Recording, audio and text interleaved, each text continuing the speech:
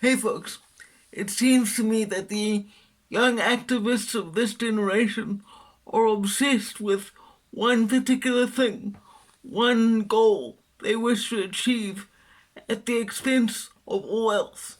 And that is the idea that whether by social or legal force, the world in its entirety can be made fundamentally equal.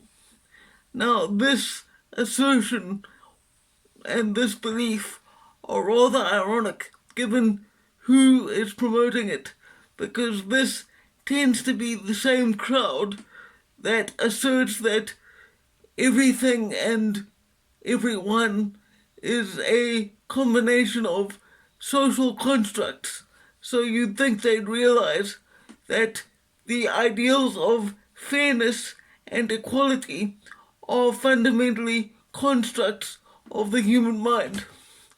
Now, they are positive things, in my opinion, and I think it is healthy to strive to build a more fair and equal society as long as everybody gets to say what they consider to be fair and don't have someone else's idea of fairness or equality shoved down their throats.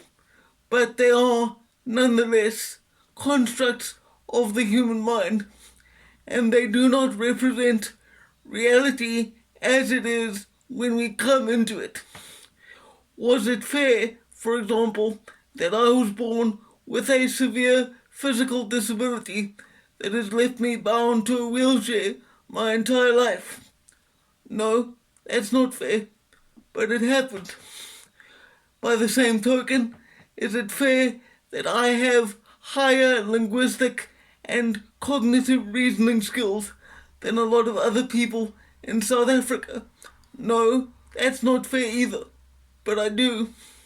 So what I'm trying to say is that while it's important in our daily lives to try to treat each other as fairly as we can, this idea that you can force the entire world and reality itself to be fundamentally fair at all times and in all circumstances is flatly absurd.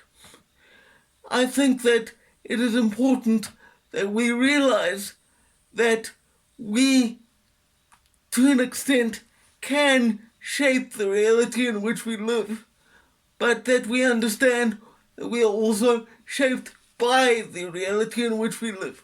Because as much as these activists would like to be, or so it seems, they are not gods, and they cannot reshape the world or bend it to their will. Anyway, I just wanted to get those thoughts out while they were fresh in my mind, and for now, farewell.